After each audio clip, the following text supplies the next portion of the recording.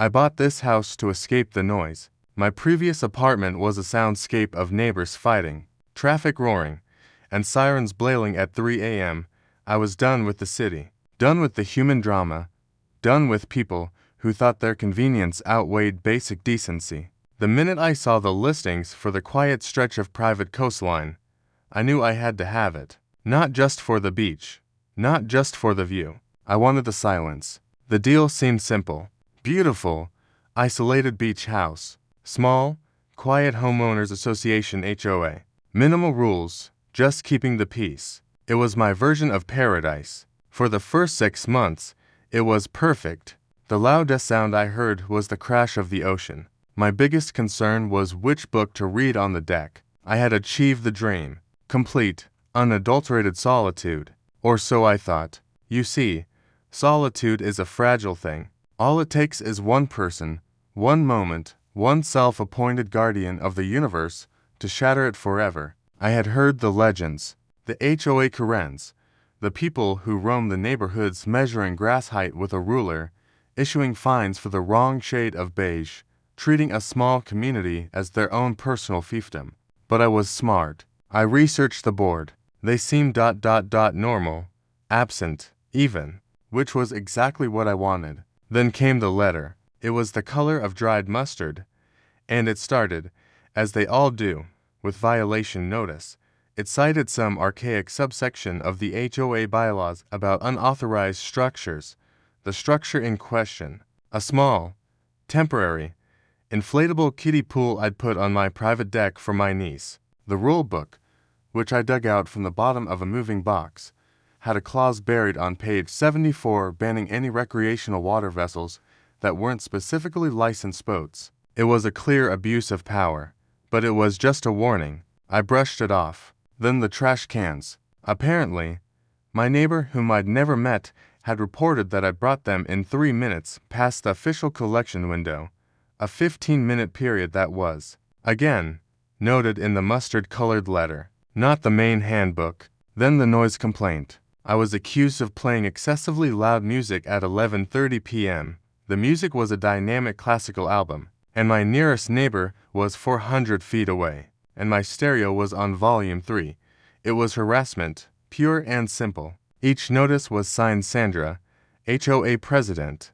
Sandra wasn't just enforcing rules, she was inventing them. Each letter felt like a brick hitting my paradise. I was spending more time responding to notices than reading books. My dream was becoming a bureaucratic nightmare. I was a trespasser in my own dream home, but I still hadn't met Sandra. I only knew her as the author of my misery, a faceless force of pettiness. The notices were increasing in frequency and aggressive tone. They were trying to break me, to make me apologize for things I didn't do, to conform to a version of life I had specifically left the city to avoid. I was ready to fight. I'd scheduled a meeting with my lawyer to contest every single notice. I was collecting evidence. My camera system, which I had only used for wildlife spotting, was now focused on my front door. I was ready, I thought. But you can never be ready for the real thing. You can't prepare for the physical manifestation of that much delusion and raw, distilled entitlement. It was a Tuesday. I had just finished my first cup of coffee and was watching the sunlight create diamonds on the ocean. The air was salty and crisp, and then I heard it. The sound of a heavy keychain hitting against a lock, followed by the sound of a fist, hard and rhythmic, hammering against my front door. The silence was dead. My heart hammered with it, and I knew instantly that the monster was real, and it was here. Standing there, with her sensible heels firmly planted on my welcome mat, Sandra didn't look like a villain. She looked like someone's overly organized aunt. But the moment she opened her mouth, the illusion vanished. She didn't say hello. She didn't ask if I was the owner. She simply held up that mustard-colored stack of papers and started barking orders as if I were a misbehaving child in her classroom. "You're the 1 in 402, she snapped, her voice cutting through the peaceful morning air like a rusty blade. "I've sent you for formal notices. Your deck furniture is 3 inches over the permitted square footage. Your trash cans are a disgrace to the aesthetic of this community. And I am here to inform you that your lease on this lifestyle is officially under review. I stood there, stunned. I didn't even have my shoes on yet. I tried to explain that I owned the house, that there was no lease to review. I told her I had the deed, the title, and a very expensive mortgage that said this dirt belonged to me. But Sandra wasn't listening. People like her don't listen. They just wait for their turn to speak again. Ownership is a privilege granted by the HOA. Young man, she said, her eyes narrowing behind her designer glasses. You own the air inside these walls, perhaps, but the exterior, the look, the feel, that belongs to the association. And as president, I am the association. She then did something I never expected. She reached out and tried to push past me. She wanted to inspect the deck. When I blocked the doorway, her face turned a shade of purple that matched her blazer. This wasn't about rules anymore. This was about dominance. She started reciting bylaws. I'm certain she'd made up 5 minutes ago in her car about the emotional impact of unauthorized lawn ornaments and the optical pollution caused by my choice of outdoor lighting.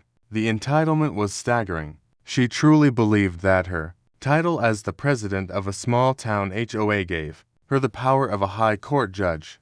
She threatened to have my water disconnected by noon if I didn't sign a compliance agreement she drafted herself. I realized then that I wasn't dealing with a person. I was dealing with a monster fueled by a tiny, insignificant amount of power. She was a beach house Karen in her natural habitat, and she had decided that my presence was a stain on her perfect, controlled world. Every word out of her mouth was a brick in a wall of delusion. She even pointed to my car my pride and joy parked in the driveway and told me it was too aggressive for the neighborhood's color palette. I felt my patience snapping. I had spent my life working for this house, for this piece, and here was a woman with a clipboard trying to tell me I was a guest in my own home. I knew right then that a simple conversation wouldn't end this. Sandra didn't want a solution. She wanted a surrender, and as she stood there, pointing her finger at my chest and screaming about community standards, I realized I was going to have to do something I hate doing. I was going to have to fight back. But I wasn't going to shout. I was going to let her dig her own grave, one entitled demand at a time. If I thought the first encounter was just a bad morning, I was dead wrong. Sandra didn't just want me to move my furniture. She wanted to erase my existence from this coastline. Over the next week, the visits became a daily ritual. She didn't come alone anymore. She started bringing witnesses, other disgruntled board members who looked like they hadn't smiled since the late 90s. The harassment took a dark, professional turn. First, it was the safety inspections. I'd be in the middle of a work call, only to see Sandra and a man in a high-waist vest peering through my kitchen window, taking notes on a clipboard. They claimed my exterior shingles were fire hazard shingles that were fire-rated and professionally installed just months prior. Then came the utilities. I woke up on Thursday to find my water pressure down to a trickle. When I checked the main valve near the street, I found a heavy-duty HOA padlock on the cover. A note was taped to it. Service suspended pending architectural review. It was illegal. It was cruel. But in Sandra's head, she was the law, the judge, and the executioner. She started calling the local security, a private firm owned by her own nephew. These guys would park their black SUV at the end of my driveway, lights flashing, just sitting there for hours. Every time I stepped outside, they'd hop out and ask for my ID, claiming there had been reports of suspicious activity at this address. I told them I lived here. I showed them the mail. They didn't care. They were there to make me feel like a prisoner in my own sanctuary. The psychological warfare was calculated. She knew I moved here for the silence, so she made sure there was none. She authorized a landscaping emergency right next to my property line at 7 a.m., which involved 3 industrial leaf blowers and a wood chipper running for 4 hours straight over a pile of twigs that didn't exist. I realized she was trying to force a reality check on me, trying to make me realize that I couldn't survive here without her blessing. But what she didn't know was that I was recording everything. Every legal lock on my water main, every prowling security guard, and every screaming match she initiated on my porch. The entitlement was so thick it was suffocating. She actually had the audacity to tell a delivery driver that I didn't live here anymore, and that he should return my packages to the sender. That was the final straw. I wasn't just losing my peace. I was losing my basic rights. I stayed up late that night, the blue light of my laptop screen reflecting in my eyes. As I went through the HOA's founding charter, I found exactly what I was looking for. Sandra had overstepped a boundary that even the HOA couldn't protect her from. She thought she was building a cage for me, but she was actually building a cell for herself. They say that power corrupts, but in a small-town HOA, power doesn't just corrupt, it blinds. Sandra was so blinded by her own president title that she forgot the most basic rule of any bureaucracy: there is always a bigger fish, and there is always a paper trail. While Sandra was busy hiring her nephews for security and padlocking my water main, I was doing what I do best. I was digging. I spent 48 hours straight buried in the digital archives of the county recorder's office. I wasn't just looking at the HOA bylaws anymore. I was looking at the land deeds of this entire coastline from 1975. That's when I found the reality check I needed. It turned out that the private beach access Sandra claimed was under HOA control wasn't HOA land at all. Because of a coastal erosion settlement from 20 years ago, the state had redrawn the lines. My property, the one Sandra was trying to claim for the association, actually sat on a sovereign lot. It was exempt from the HOA's architectural jurisdiction to a grandfather clause that Sandra, in her rush to play dictator, had completely ignored. But that wasn't the biggest bomb. The biggest bomb was the money. I started looking at the HOA's public financial filings. Every month, thousands of dollars were being paid out for environmental maintenance to a shell company. I tracked that company, the registered agent, Sandra's sister, the security firm, registered to her husband's LLC. She wasn't just a bully, she was a predator, the association as her personal ATM. She wasn't protecting the neighborhood's aesthetic. She was protecting her revenue stream. I realized then why she wanted me out so badly. I was the only homeowner who didn't just pay the fines and shut up. I was a threat to her empire. I didn't call her. I didn't send a gushing email of complaint. Instead, I invited a very old friend of mine for a weekend stay. His name is Marcus. To the neighbors, he looks like just another guy in a t-shirt. But in his day job, Marcus is a lead investigator for the state attorney's office. I set the stage. I unlocked the water main myself, knowing my cameras would catch her coming back to punish me. I left the unauthorized furniture on the deck. I waited. I wanted her to feel so confident, so untouchable, that she would commit her biggest mistake right in front of the one person who could end her career. I sat in my darkened living room with Marcus, watching the monitor, waiting for the shadow to cross the porch. This wasn't a game of he said she said anymore. This was a sting operation. The air that night felt heavy, like the atmosphere right before a lightning strike. Marcus and I sat in total silence in the darkened living room, the only light coming from the glowing grid of my security monitors. We had been waiting for 3 hours. I knew Sandra. I knew her patterns. She couldn't help herself. Once she felt her authority was being challenged, once I had ignored her final eviction notice, she wouldn't wait for a court order. She would try to take what she believed was hers by force. Then, at exactly 1:14 a.m., a movement caught my eye on camera 3. A shadow detached itself from the trees at the edge of the property. It wasn't the security guards this time. It was a lone figure, dressed in a dark windbreaker, moving with a frantic, desperate energy. It was Sandra. She didn't look like a president anymore. She looked like a common thief. Through the high-definition night vision, I could see her face. It was twisted into a mask of pure, unadulterated rage. She was talking to herself, her lips moving rapidly as she approached my front door. In her right hand, she wasn't clutching a clipboard or a stack of mustard yellow papers. She was holding a heavy ring of keys, the HOA master keys that were supposed to be for emergencies only. She reached the door and didn't even knock. She didn't hesitate. She went straight for the lock. My heart was thumping against my ribs so hard I thought she could hear it through the wood.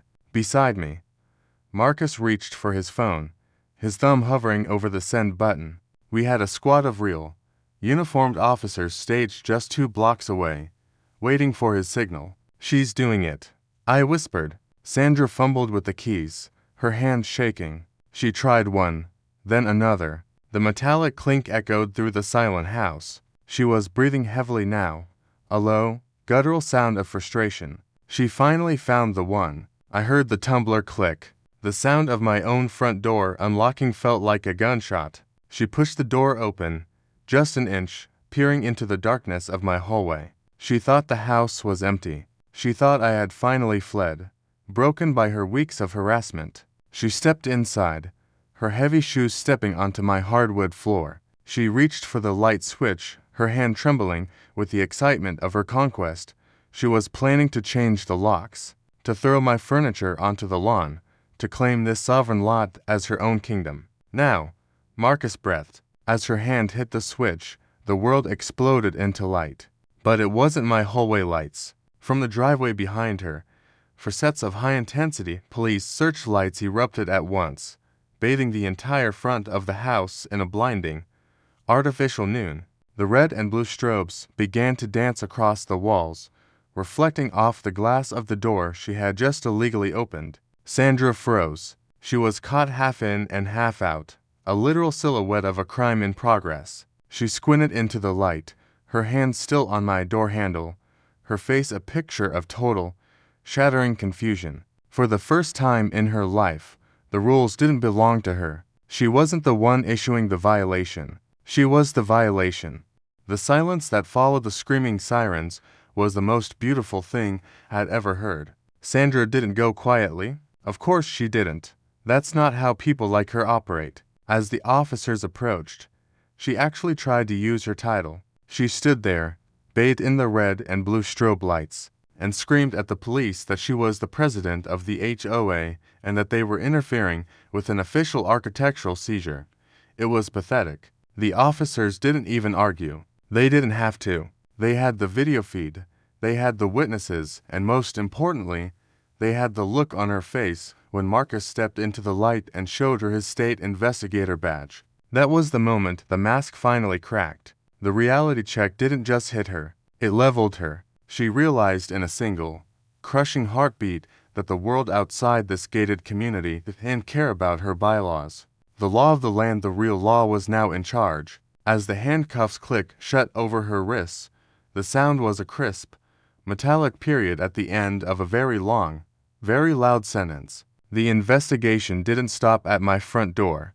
With Sandra in custody, the paper trail I had found turned into a full-scale forensic audit. It turned out my beach house Karen had been skimming nearly 40% of the community's maintenance funds for the last 5 years. Her nephew's security firm was a front for money laundering. The mustard-colored letters weren't just about rules. They were about keeping homeowners so distracted by petty fines that they wouldn't look at the bank statements. The HOA board was dissolved within a month. A new, much quieter group of neighbors took over, people who actually wanted to live in peace rather than rule over it. My house was officially declared a sovereign lot, meaning no one could ever tell me what color my shingles should be or how many deck chairs I was allowed to have. The morning after the arrest, I woke up early. I didn't check my security cameras. I didn't look for mustard-colored envelopes on the mat. I just made a cup of coffee and walked out onto my deck. For the first time in weeks,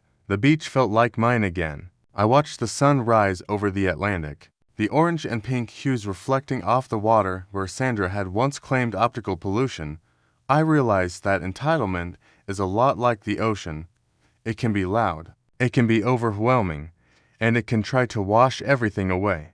But if you stand on solid ground, if you hold onto the truth and wait for the tide to turn, eventually, the salt washes away, and you're left with the quiet. Sandra is currently awaiting trial on 3 counts of felony embezzlement and 1 count of breaking and entering. I heard she tried to sue the jail because the jumpsuits weren't the right aesthetic.